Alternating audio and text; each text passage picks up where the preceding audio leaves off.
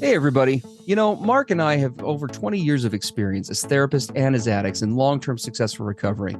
We know better than anyone what works and what doesn't to break out of porn and sex addiction, heal betrayal trauma, and reclaim your relationship.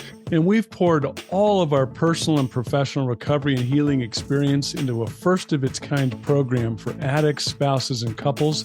We call it Dare to Connect. At least 4 times every week, we engage with you in real time, in the trenches, giving you the knowledge and the tools to take back your life and relationship. Whatever else you've done on your journey for healing and recovery, you've never done anything like this. Mark and I, we've made all the mistakes, so you don't have to. Don't reinvent the wheel. We all know tomorrow never comes. Look, don't wait one more day to change. Claim your free 2-week trial today at daretoconnectnow.com.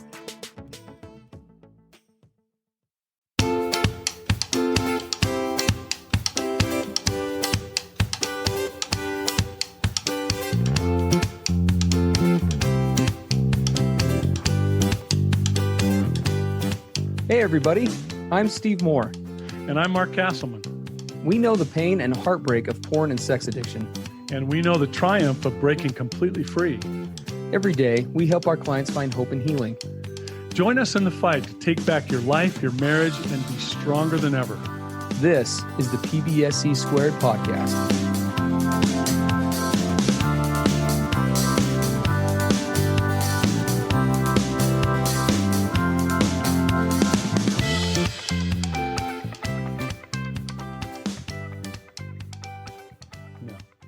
Hey everybody, welcome to episode 236 of the PBSE podcast. This is Steve Moore, and I'm Steve Moore, I should say, and this is Mark Castleman with me. Yeah, we're filming these now, so it's a little bit different than just having audio. It's a change for us because we're gonna be making them available on YouTube. So it's like we're upgrading in the world, so we're trying to film these. I guess we can't pick our noses and stuff during the filming anymore. So anyway, it's great to be with all of you for episode 236. We had a good submission in from a partner, or something I don't think we've ever really talked about specifically. It's a good question, and we are here to kind of lend our insight into at least our experience and speak to this a little bit. Keeping in mind that, as always, nothing that we ever say on here is all-encompassing, nor is it all-inclusive, but we can definitely lend some insight from an addict's perspective about the question. And as you can see, the title of the episode is, Why is Knowledge of Horrific Abuse Within the Porn Industry Not Enough to Make Men Quit Their Porn Habit? And a partner wrote in, and we'll just read this quick. I'll be quick about it. It's not very long. She says, Mark and Steve, my partner was 4 years porn-free and then relapsed, using porn intermittently for about 8 months before I caught him. He says he's serious now and willing to make an effort. Your podcast has been very helpful to both of us in the week since the discovery, and we appreciate the feedback there. My question is this: why is the knowledge of the abuse in the porn industry not enough to make men quit? I appreciate all the content in the podcast about why quitting porn is essential for a healthy relationship, but I haven't heard you yet discuss why porn is so bad outside of the user's relationship. My problem with porn is that it's made through the abuse, rape, and coercion of the women involved. I wonder how anyone can get off to it and still retain their humanity, to be frank. It's like using porn requires a person to turn off all empathy and objectify the women they're viewing. It requires ignoring the fact that in 99% of cases, she doesn't want to be there and is enduring it for a paycheck she can only hope she actually receives. Given the abundance of porn star testimonials exposing the abuse of the industry, why is that not enough?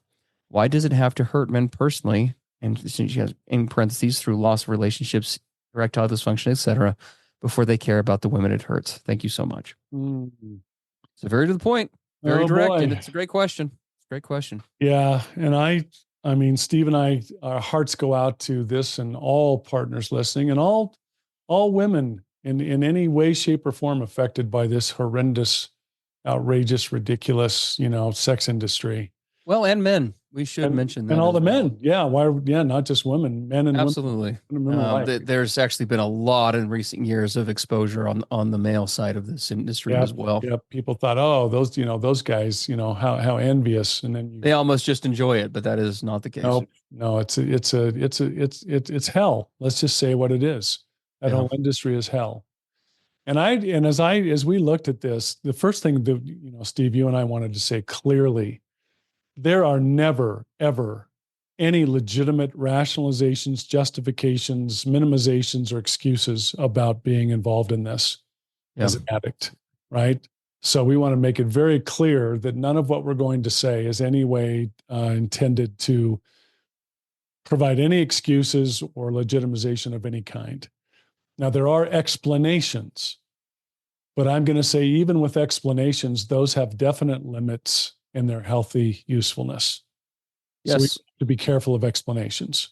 No, for sure. You hear us talk all the time on here about reasons, not excuses, right? And as Mark is saying, I agree wholeheartedly. Some of the reasons that we may get into in the next couple of minutes may not even make logical sense to the average person. And if it doesn't make logical sense to you, rest assured that that is a good thing. Yeah. We can speak from our experience as addicts, as guys who got pretty deep into this whole world. And we're going to talk really candidly today, as we always do on this, and try to do what we can to kind of pull the curtain back, so to speak, on some of the mentality and the logic behind it, quote unquote logic. We use huge air quotes with that. But again, there will be a factor to this that simply comes from being deep in addiction that probably only another addict will understand. So do keep that in mind. Well, and that's probably the very first place to start on this particular topic is, what is addiction? Yeah. Because it's very important to look at addiction as a whole, because the use of pornography and other sexual outlets absolutely falls into the general realm of addiction. And I know there's been arguments and debates about that for decades and decades, right? Is pornography use, for example, an addiction, et cetera, et cetera. In the early days of my career, I actually worked with leading neuropsychologists, brain scientists. There were actually extensive studies that were done to show what happens to the human brain and nervous system with the use of pornography. It's very clear. You'll find stuff out there to the contrary, but serious scientists have said this stuff is, for all practical purposes, a drug in the human system. Right. That's where my first book, The Drug of the New Millennium, the brain science behind pornography use. That's where the first book came from. But it was interesting. I looked up, if we look at 12-step programs for addiction as a whole, you'll see that addiction is often referred to as a form of insanity. A form of insanity, right? The brain's not operating properly in any addiction. I actually did something interesting. AI is a big thing now. I asked AI about this whole addiction insanity thing. Here's what AI came back with. Addiction can be seen as a form of insanity because people with addictions do the same thing repeatedly, even when it has negative consequences, and expect different results. That's what AI said. And I thought that was pretty accurate. That's the end all be all, right? AI said it, so it must That's be. right. It's AI said it. And I think it's important, so as we drill down on addictions, of course, there are what we call substance abuse addictions, and there are process addictions. And of course, this pornography falls into the category of process addictions. Things like gambling would fall into that process addiction. Internet addictions, social media, shopping addictions. These are all process addictions. But we have to be very careful with that because we would assume, well, they can't possibly affect the human system the way actual substances would. And again, that's where the studies over several decades now have clearly shown that whether it's process addictions or substance addictions, they both trigger the human body, into releasing its own endogenous feel-good chemicals. So whatever the delivery system is, what happens as an end result in the brain and the body is what's critical. And endogenous chemicals means chemicals produced by my own body, things like dopamine, norepinephrine, adrenaline, testosterone, endorphins. All of these natural substances are produced within my own system as a result of whatever I am partaking of, whether that be an actual substance or a process. I end up in the same place, right? And it's very important to remember that. So there is very much this real, chemical hook that comes along with these different forms of compulsion, right? Yes. It should be noted that not all addictions are created equal, and we talk about that oftentimes on here, right? Addiction happens to, I guess you could say, various degrees of acuity. And the deeper, generally speaking, one of the ways in which we categorize how quote unquote deep someone is into a compulsion or an addiction is that balance, what is being weighed in the balance of risk versus reward, right? It's one of the kind of the hallmarks of of an addiction. At the beginning, where addictions are edging more towards the quote unquote recreational side, right? Generally speaking, their, I guess you could say, subconscious priority within the brain takes on it's lower on the totem pole, right? This is something that we will sacrifice some things for, but not the things that we would as things get deeper. But as addiction deepens, as the brain becomes more and more reliant on whatever it's taking from said engagement, whether it's chemically or emotionally or or usually a combination of both, as it makes more and more neurological links to that and uses that as a way to medicate, to numb out, to escape, to exist, to continue to function.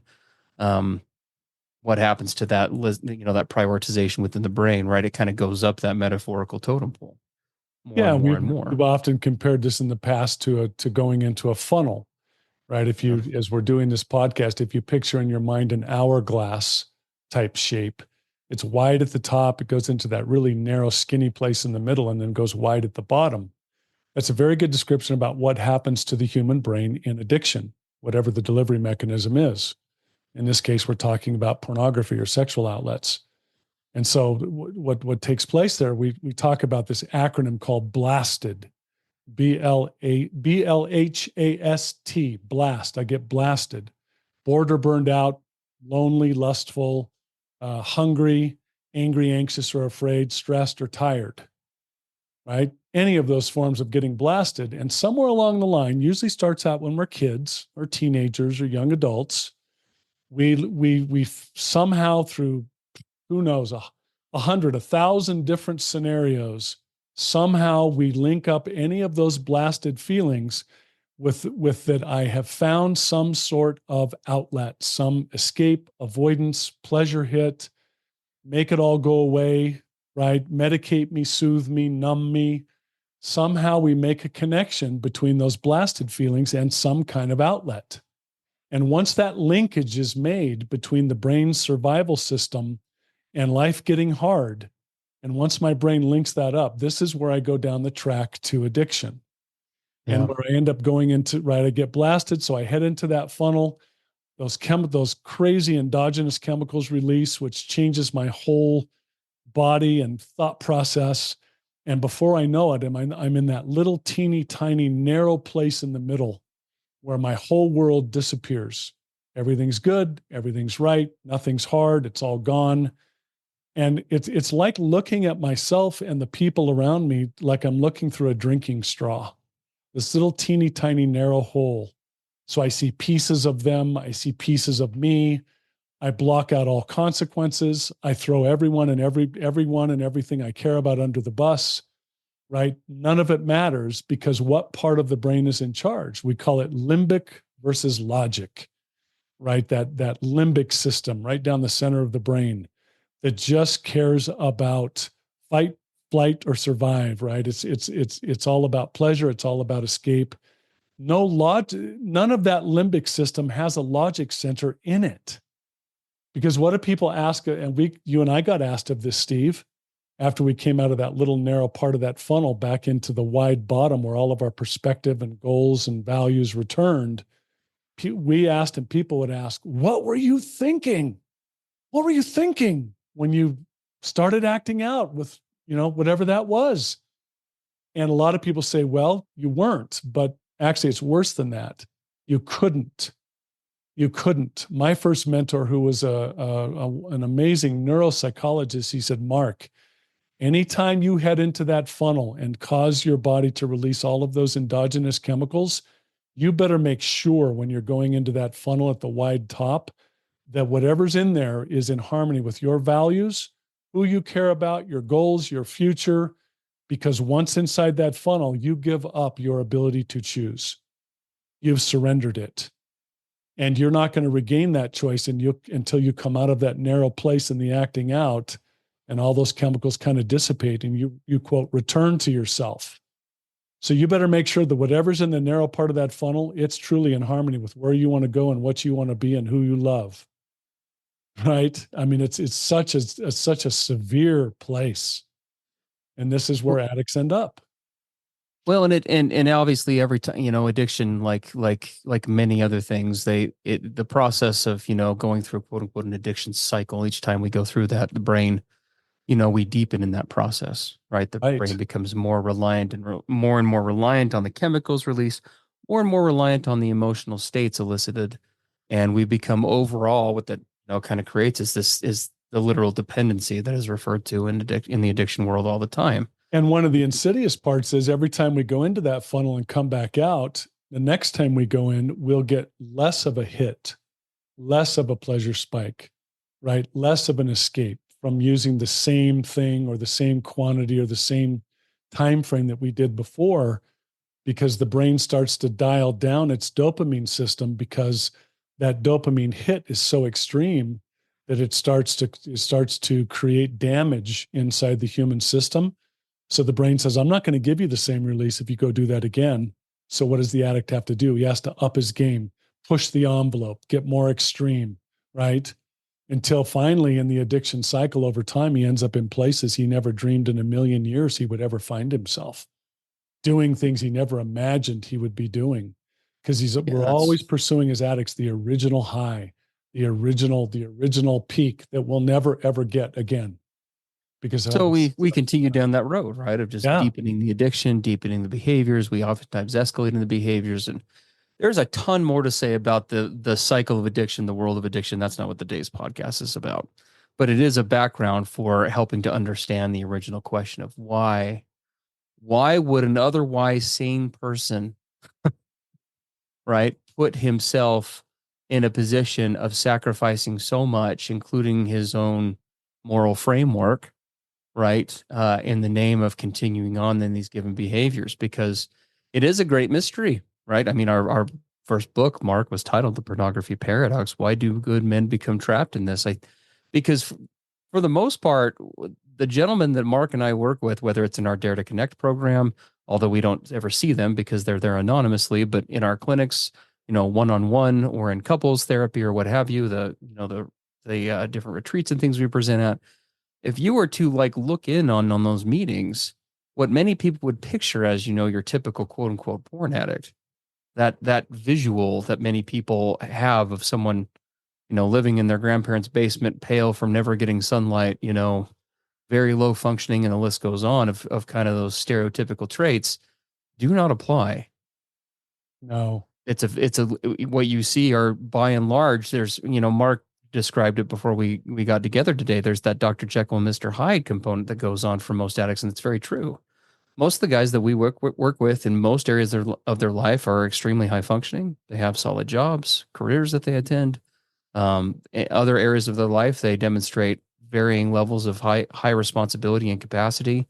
But when it comes to all things emotional regulatory, that's where they tend to really struggle. Yeah. Right. And so you have, and so again, what the question is, it's mystifying. Why would these otherwise healthy individuals with, spouses that they love, kids that they cherish, careers that are on the line, why would they engage in these risky behaviors that could violate or potentially put all those things on the line, for the ongoing behavior and addiction? The answer to the original question of why do men continue to go on despite those consequences, the answer to that is largely the same as the question we're talking about now, right? Because it's just one of the many things that a guy or a man or a woman in this road of addiction that they over time become more and more adept at blocking out, ignoring, not looking at, justifying, right? Whatever. Yeah, as was specifically asked in this question, how could a guy who is often otherwise compassionate, kind, right? He has values, he has a moral system, he often champions the downtrodden. How could he be involved in something that exploits women at this horrific, absolutely insane level? It doesn't make any sense.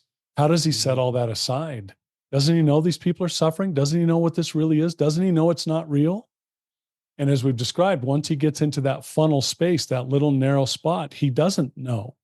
He shut that part of himself off. Now, is that an excuse? It's not, because who decided to go into that narrowing funnel in the first place? He did, right? Yeah. We did an addiction. So let's not be mistaken here. we're not saying that there are conscious choices leading down this path into that, when Dr. Jekyll disappears into the Mr. Hyde place, he made lots of decisions to get there. So he's not in any way absconded of responsibility. There's very much a layering process that goes on. And I guess if we get to the meat of this, kind of as we get into the thick here, I would say that there are probably two primary categories, I guess you could group the reasonings behind why an addict can be so blind to this in, right? The first is because the pornography industry works very, very, very hard for people not to see. Absolutely. The external consequences tied with pornography. If you have read the statistics and you know more about how the pornography industry works, the sad reality of it is I appeared once with a colleague, not Mark, but another colleague. He and I kind of, I guess you could say, more or less faced off years ago on a radio program with a couple of people from the pornography industry out in California, kind of where a lot of this is headquartered. And we had an interesting debate for about an hour on the air.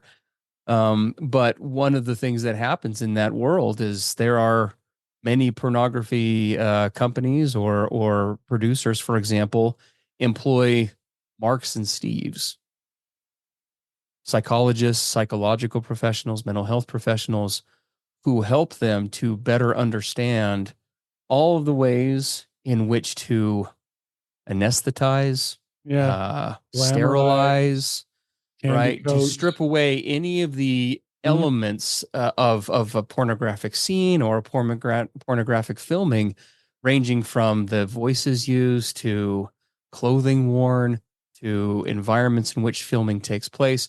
All of that is designed to remove anything that can prick or activate the conscience in most cases, right? Anything that could possibly lead to that, to the people involved in it, anything that leads to humanization. Really, that's what we're talking about, right? That's anything that can humanize what is going on in that picture is stripped away. Yep, they take all humanizing away. Now, again, it's just the sex, it's just the act, right? It's all it is. It's not an excuse. It's just an explanation because, right, we have a responsibility to know what we're engaged in and how it impacts people. But that is a big part of it. It is a big part of it, right? I mean, we all are being sold in any market more than we realize. There are professionals that work in every industry, including the porn industry, that associate, for example, certain colors of clothing being worn with certain emotional responses when you're watching a commercial on TV, right? I mean, the same thing happens in this pornography world as well. Yeah. And so they've become very, very good at facilitating that dehumanization component. They have. So, and we could. And then there are, of course, the internal mechanisms, right? There's the other side of all of the internal chemical dependency, right? This is every bit as real as alcoholism or drug abuse. It's exactly in the same category. We might ask, how could people hooked on alcohol or drugs do the horrific things they do? The same reasons apply, right, to this.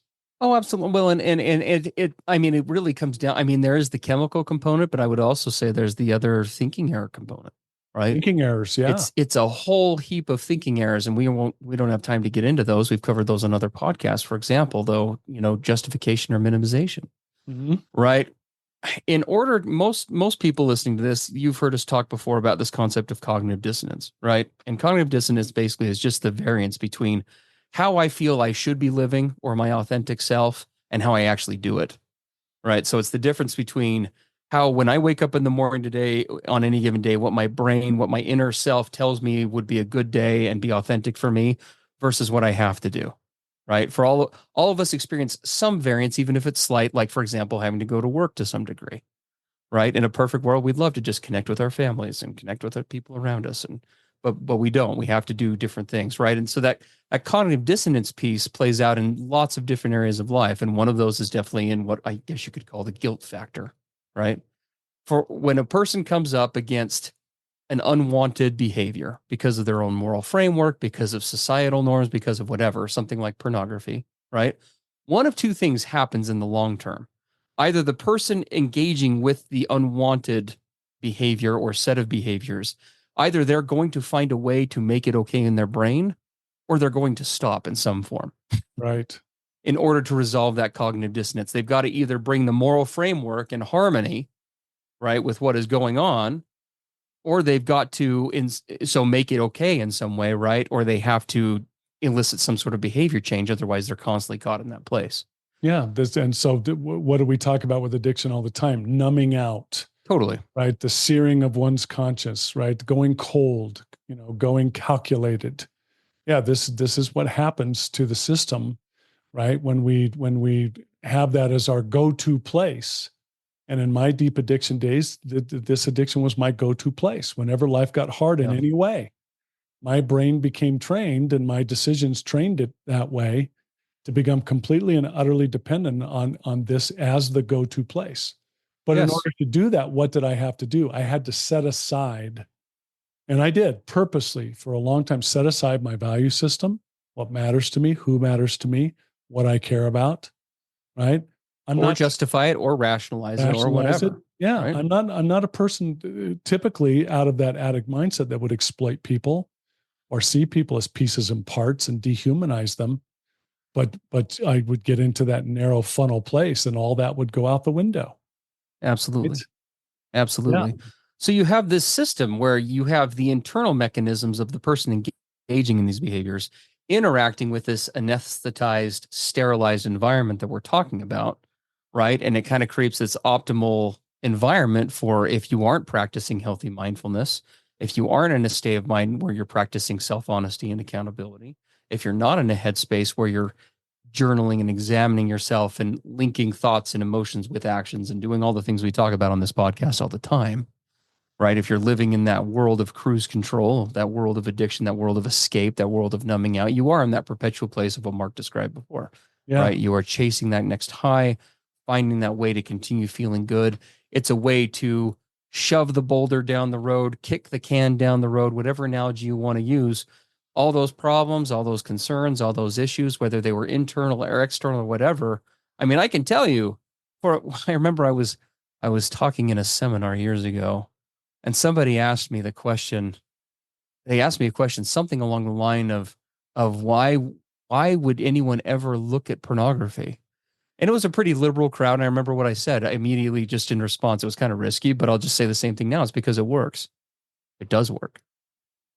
I can absolutely make my problems 100% go away, just like a drug with pornography. I did it for a long, long time. And again, it is a drug. Why? Because of where it takes the body in the ultimate sense, with the tidal wave flood of endogenous chemicals that get released. Absolutely, it is a drug. I didn't quit pornography because it quit working. I quit pornography because the cost became too high. Right. Just like I think with any addict is really being honest with you about whatever addiction. Very few addicts that you will ever meet that will be honest and say, one day I just came to hate this and so I stopped. What do they hate? They don't hate the addiction itself. They hate what it's turning them into. They hate what it's doing to their relationships. They hate the behaviors that come along with it. They hate all of the traits that they take on. Yeah, supporting and participating in something so horrendous and horrific.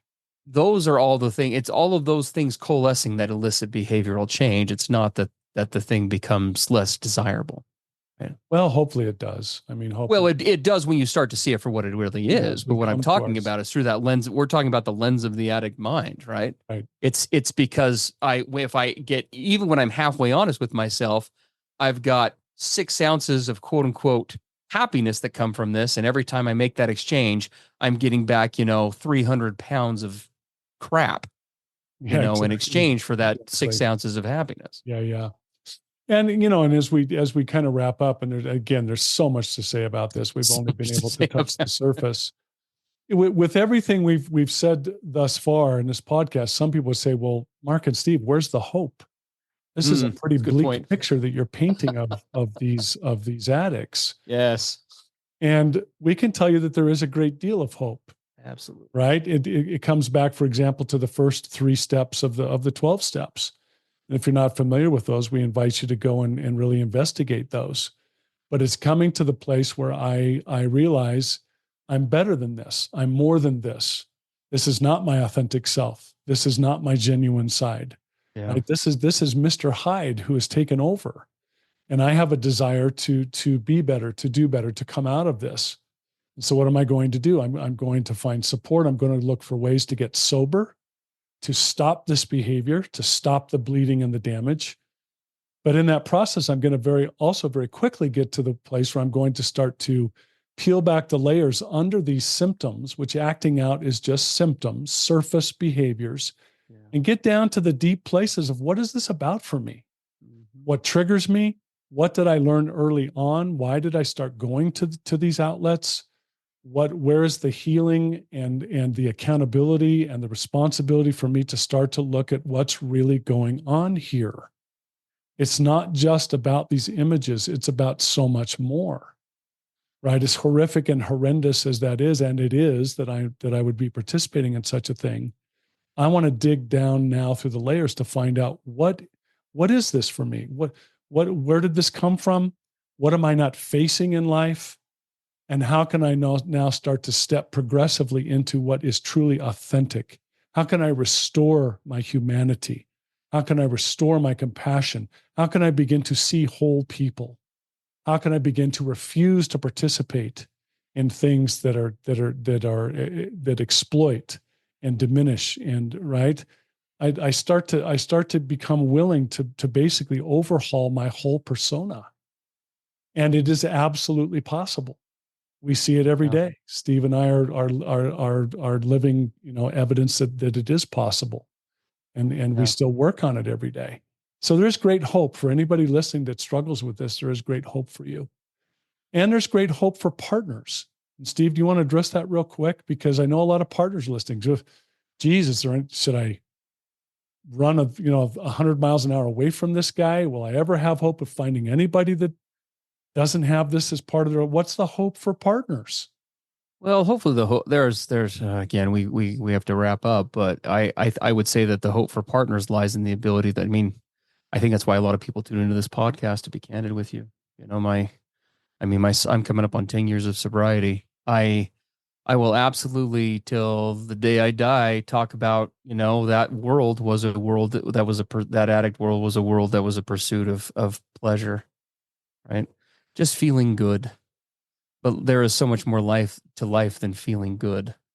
And when I started to wake up to seeing that and wanting something bigger, wanting something deeper, and I started to little by little break down those pieces. And as my wife was open with me about the costs on the side of our relationship, about what was going on, those shifts were gradual, but they did start to happen. And once I started to get a taste of really living, just little pieces of it, right? Breaking free of this world of escape and numbing out all the time. If a guy is willing to stick with it, if he's willing to continue forward with the process, if he's willing to stay vulnerable, to be accountable, to continue to try to seek out newer and better resources, because that took Mark and I a while to do that. We did a lot of stumbling around. As long as the willingness continues to remain there, the hope for the relationship, I would argue, remains very high.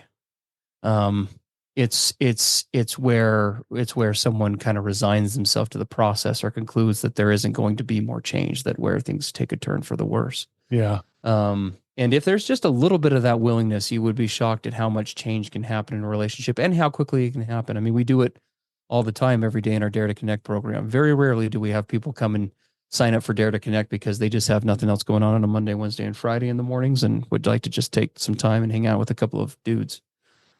People sign up for our program because they're struggling, because they're having a hard time, but because they want change. We see that kind of thing happen there every day. It's why we run Dare to Connect. It's why we have the podcast that we do. And I guess the last thing that I would say about that is, if anybody can make those, if Mark and Steve can make those changes, and if you've listened to this podcast for any amount of time, you'll know what areas we've gone down and what roads we've gone down. If we can make those changes, I would argue that anybody can, as long as the desire is there and the willingness is there. Great, amazing things can happen. We hope that this has been helpful for you. We hope that if you have not had a chance to take advantage of Dare to Connect and taken a look at that program a little bit closer, we do continue to offer a 2-week free trial for that. We'd love to have you come join us and see what it is all about at daretoconnectnow.com. Wherever you are at in this recovery journey, for you, for your addict partner, for your spouse, we can take you to the next level, and we would love to help you do that. So please give that a look at daretoconnectnow.com. And as always, everybody, for future podcasts, please do reach out to us at pbsepodcast.com. You can send us submissions in the contact form. We do have a bit of a backlog on those, but we continue to address those week to week, and we'll continue to keep bringing you episodes as we do our best in a short amount of time each week to give you something to take you a little further along your recovery path. Yeah. Well, thanks for being with us. Again, thanks for hanging in with such a difficult and deep topic that we know we've just scratched the surface on. Just barely. Yeah, please come on over to Dare to Connect to get into the deeper work with this, and send us questions you have about what you heard today, and we'll look forward to seeing you in our future episodes. All right. Take care, everybody. Have a great week. Everything expressed on the PBSE podcast are the opinions of the hosts and the participants and is for informational and educational purposes only. This podcast should not be considered mental health therapy or as a substitute thereof. It is strongly recommended that you seek out the clinical guidance of an individual qualified mental health professional. If you're experiencing thoughts of suicide, self-harm, or a desire to harm others, please dial 911 or go to your nearest emergency room.